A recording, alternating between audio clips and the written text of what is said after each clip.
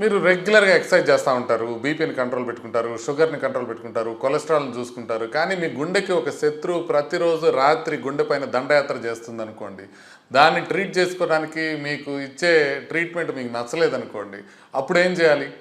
ఈ విషయం తెలుసుకోవాలంటే ఈ వీడియో కంప్లీట్గా చూడండి. ఫస్ట్ మనం చెప్తున్న నిద్రపోయేటప్పుడు శత్రువుని స్లీప్ యాప్నియా అని పిలుస్తారు. ఇంకొక మాట చెప్పాలంటే అబ్స్ట్రక్టివ్ స్లీప్ యాప్నియా అని కానీ ఓఎస్ఏ అని కానీ అంటారు. దీని గురించి చాలామందికి తెలుసు. రాత్రిపూట గురక వస్తుంటుంది, గురక రావటం వల్ల నిద్ర డిస్టర్బ్ అవుతుంటుంటుంది. పక్కన వాళ్ళకి కాదు, వాళ్ళకి కూడా డిస్టర్బ్ అవుతుంటుంటుంది. దాంతో వాళ్ళకి మల్టిపుల్ టైమ్స్ లేచిపోవటం వల్ల పొద్దున పూట ఫ్రెష్గా ఉండదు. దీన్ని స్లీప్ యాప్నియా అంటారు. దీనివల్ల బీపీ పెరగచ్చు, హార్ట్ ఫెయిల్యూర్ రావచ్చు, ఏట్రల్ ఫిబ్రిలేషన్ రావచ్చు, పల్మనరీ హైపర్ టెన్షన్ రావచ్చు. ఇవన్నీ ఉన్నాయి. అయితే మనం ఫస్ట్ దీనికి ట్రీట్మెంట్ అంటే ఫస్ట్ ఏం చెప్తామంటే ఒక సిప్యాప్ మెషిన్ అనేది చెప్తాం. సిప్యాప్ మెషిన్ అంటే ఏంటంటే నైట్ టైం మెషిన్ పెట్టుకొని పడుకోవాలి. దానికి ఒక స్విచ్ ఆన్ చేస్తే అది పవర్ వస్తూ ఉంటుంది, సౌండ్ వస్తూ ఉంటుంది. ఆ మెషిన్ పెట్టుకుంటే ఏం చేస్తుందంటే అది వేగంగా గాలిని పంపిస్తూ ఉంటుంది. జబ్బు ఎందుకు వస్తుంది? మనం రాత్రిపూట నిద్రపోయేటప్పుడు వాయు నాళాల్లో ఏదైతే మజిల్స్ ఉన్నాయో అన్ని మజిల్స్తో పాటు ఆ మజిల్స్ కూడా రిలాక్స్ అయిపోతున్నాయి. అంటే మన కాళ్ళ మజిల్స్, చేతుల మజిల్స్ అన్నీ రిలాక్స్ అవుతాయి, మంచిదే. కానీ గాలి పీల్చుకోవడానికి పనిచేసే మజిల్స్ కూడా రిలాక్స్ అయ్యేటప్పటికి ఏమవుతుందంటే ఆ వాయు నాళాలు కొలాప్స్ అయిపోయి దానివల్ల ఆక్సిజన్ లెవెల్స్ తగ్గిపోతాయి. అప్పుడు బ్రెయిన్ ఏమవుతుంది? సడన్గా ప్యానిక్ మోడ్లోకి వెళ్ళిపోయి స్ట్రెస్ హార్మోన్స్ అన్నింటినీ పంపిస్తుంది. ఈ స్ట్రెస్ హార్మోన్స్ రాగానే ఏమవుతుందంటే ఆ వాయునాళాలు ఒక్కసారిగా మళ్ళీ ఓపెన్ అవుతాయి. మనకు మెలకు వస్తుంది ఈ ప్రాసెస్లో. సో వచ్చిన తర్వాత మళ్ళీ నిద్రపోవడానికి మనం ప్రయత్నం చేసి ఎప్పుడైతే నిద్రపోతామో మళ్ళీ వాయునాళాలు నేరో అయిపోతుంటాయి ఆ మజిల్స్ రిలాక్స్ అవ్వడం వల్ల. అలా నేరో అయిపోయినప్పుడు మళ్ళీ ఆక్సిజన్ లెవెల్స్ తగ్గడం, బ్రెయిన్ ప్యానిక్ అవ్వడం, మళ్ళీ స్ట్రెస్ హార్మోన్స్ రిలీజ్ అవ్వడం, ఈ రకంగా మల్టిపుల్ సైకిల్స్ జరుగుతూ ఉంటాయి. సో ఇవి తగ్గించుకోవడానికి ఏంటంటే ఈ సిప్యాప్ మెషిన్ అనేది పెట్టినప్పుడు ఆ గాలి వేగంగా వస్తే ఆ వాయునాళాలు మజిల్ టోన్తో సంబంధం లేకుండా ఓపెన్ అయి ఉంటాయి. ఇక పీల్చుకునేది మనమే పీల్చుకుంటాం, వదిలేది మనమే వదులుతాం. కానీ అది ఒక బ్లోయర్ లాగా పనిచేస్తూ ఉంటుంది అనమాట. కాకపోతే చాలామంది ఏం చేస్తారంటే అది పెట్టుకోవడం ఇబ్బందిగా ఫీల్ అవుతారు. మా నాన్నగారు ఉన్నారు, ఆయనకి పెట్టుకోమంటే మెషిన్ నేను పెట్టుకోనని చెప్పారు. ఎందుకనంటే ఆ మెషిన్ పెట్టుకున్నప్పుడు ఏంటంటే కొంచెం క్లాస్ట్రోఫోబిక్గా అనిపిస్తుంది. మంచిది, హెల్త్కి చాలా మంచిది, ఖచ్చితంగా పెట్టుకోవాలి, కానీ పెట్టుకోలేరు. సో దానికోసం అని చెప్పి మిగతా పద్ధతులు ఏమున్నాయని చూస్తారు. ఒకటి బరువు తగ్గటం ముఖ్యం, అందుకని బరువు తగ్గే ఇంజెక్షన్స్ కూడా దీనికి ట్రీట్మెంట్ కింద ఇస్తారు కొన్నిసార్లు. ఇది మాత్రమే కాకుండా ఆపరేషన్ చేయించుకోవచ్చు, గొంతు ఆపరేషన్ చేస్తారు ఈఎన్టీ సర్జన్స్. అది చేసి అవి ఫిక్స్డ్గా ఉండేటట్టుగా ఆ మజిల్ వీక్నెస్కి తో సంబంధం లేకుండా వాయునాళాలు ఓపెన్ అయ్యేటట్టు వాళ్ళు ఆపరేషన్ చేసి టైట్ చేస్తారు. బట్ అది పెద్ద ఆపరేషన్. కానీ ఇవి కాకుండా ఇప్పుడు నిన్న ఒక కొత్త స్టడీ పబ్లిష్ అయింది. దీని గురించి ఇంకా అందరు డాక్టర్లకు కూడా తెలియదు. ఇది మీకు చెప్పాలని ఇవాళ ఈ వీడియో చేస్తున్నాను. ఇదేంటంటే ఒక 2 ఎగ్జిస్టింగ్ మెడిసిన్స్ని కాంబినేషన్ ఉపయోగించి తయారు చేశారనమాట. సో దీని ఏమేమి ఉంటాయి? దీంట్లో 2 ఉంటాయి, 2 మెడిసిన్స్ ఉంటాయి. ఒకటేమో అరాక్సిబ్యూటనైన్ అనేది ఒకటనమాట. ఇది యాంటీ మస్కారినిక్ ఏజెంట్ అంటారు. ఇది ఎయిర్వే రిలాక్సేషన్ని ప్రివెంట్ చేస్తుంది. ఎస్పెషల్లీ ఆర్ఈఎం స్లీప్ అంటారు, అంటే స్లీప్లో స్టేజెస్ ఉంటాయి కదా అది. రెండో దాన్ని అటోమాక్సిటిన్ అంటారనమాట. ఈ అటోమాక్సిటిన్ అనేది నారెపినెఫ్రిన్ రీఅప్టేక్ ఇన్హిబిటార్ అంటారనమాట. దీనివలన మజిల్ టోన్ పెరుగుతుంది. మళ్ళీ చెప్తాను, కొంచెం కష్టంగా ఉన్నాయి పేర్లు కాబట్టి. అరాక్సిబ్యూటనిన్ అనేది ఒకటి, రెండోది అటోమాక్సిటిన్ అనేది.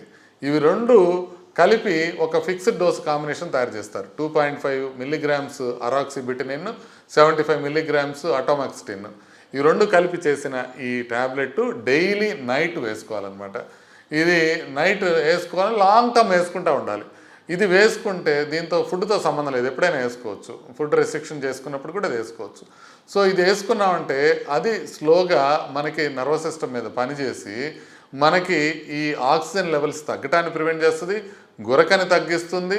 తర్వాత మనం మల్టిపుల్ టైమ్స్ లేవకుండా కూడా నిద్ర చేస్తుంది అనమాట. మరి వీటికి సైడ్ ఎఫెక్ట్స్ ఏముంటాయి? ఇవి సెంట్రల్ నర్వస్ సిస్టమ్ మీద యాక్ట్ చేస్తాయి కాబట్టి డ్రై మౌత్, కొద్దిగా నోరు ఎండుకుపోవడం, లేకపోతే నిద్ర సరిగ్గా పట్టకపోవడము, కొద్దిగా వామిటింగ్ సెన్సేషన్ ఉండటం, కొంచెం కాన్స్టిపేషన్ రావటం, యూరిన్ పోసుకునేటప్పుడు కొంచెం ఆగి పోసుకోవాల్సిన అవసరం రావటం, ఇలాంటివి అవకాశం ఉంటాయి. కొంతమందికి హార్ట్ రేట్ పెరగడము, రేర్గా కొంతమందికి బీపీ పెరగడం కూడా జరగచ్చు. ట్యాబ్లెట్స్ ఒక 20% మంది నుంచి 30% మంది వరకు సైడ్ ఎఫెక్ట్స్తో ఆపేయడం కూడా జరిగింది. అయితే ఈ కాస్ట్ ఎంత ఉంటుంది ఈ ట్యాబ్లెట్కి అనేది ఇప్పుడు దాకా తెలియదు. అయితే ఇప్పుడు నేను చెప్తున్నా కదా, ట్యాబ్లెట్ ఇప్పుడు అవైలబుల్ ఉందనుకుంటున్నారా? లేదు. ఇది రీసెర్చ్లో ఫోర్ ఫ్రంట్లో ఉంది, రీసెర్చ్లో చాలా బాగా పనిచేసింది. ఎంత బాగా పనిచేసింది అనేది ఇప్పుడే చెప్తా. కాకపోతే ఫస్ట్ క్వార్టర్ ఆఫ్ 2027లో ఇది యుఎస్ఎఫ్డిఏ అప్రూవల్ వచ్చే అవకాశం ఉంది. అంటే 27లో వచ్చే అవకాశం ఉంది. అది వచ్చిన తర్వాత ఇండియాలో కూడా అవైలబిలిటీ రావచ్చు. ఇది American journal of respiratory and critical care మెడిసిన్లో నిన్న పబ్లిష్ అయింది. కావాల్సిన వాళ్ళు ఆ ట్రయల్ కంప్లీట్గా చదువుకోవచ్చు. ఈ ట్రయల్లో ఏం చేశారంటే 646 అడల్ట్స్ని తీసుకొని వాళ్ళకి సివియర్ స్లీప్ యాప్నియా ఉన్న వాళ్ళని, అమెరికాలోను కెనడాలో ఉన్న వాళ్ళని 6 months పాటు ఈ మెడిసిన్ ఇచ్చి 6 months పాటు ఈ మెడిసిన్ లేని వాళ్ళతో కంపేర్ చేయడం జరిగింది. తీసుకున్న వాళ్ళల్లో 55.6% తగ్గింది స్లీప్ యాప్నియా ఇండెక్స్. మీకు తెలిసి ఉంటుంది, ఆ స్లీప్ యాప్నియా ఉన్న వాళ్ళకి తెలుస్తుంది, ఏహెచ్ఐ అని ఉంటుంది అనమాట. ఆ ఏహెచ్ఐ ఇండెక్స్ 55.6% వరకు తగ్గిందనమాట. సో అట్లీస్ట్ ఒక 40% మంది అట్లీస్ట్ సగం అన్న ఆ బ్రీతింగ్ ఇంటరప్షన్స్ తగ్గినాయి అని చెప్పారు. ఒక 22% మందికి అయితే పూర్తిగా రిలీఫ్ వచ్చింది. దీంతో పాటుగా ఆక్సిజన్ కూడా తగ్గటం అనేది తగ్గింది. అంటే హైపాక్సియా అనేది 60% తగ్గింది. గురక సౌండ్ కూడా డెఫినెట్గా తగ్గింది. సో ఇన్ని రకాల బెనిఫిట్స్ ఉన్నాయి ఈ మెడిసిన్తో.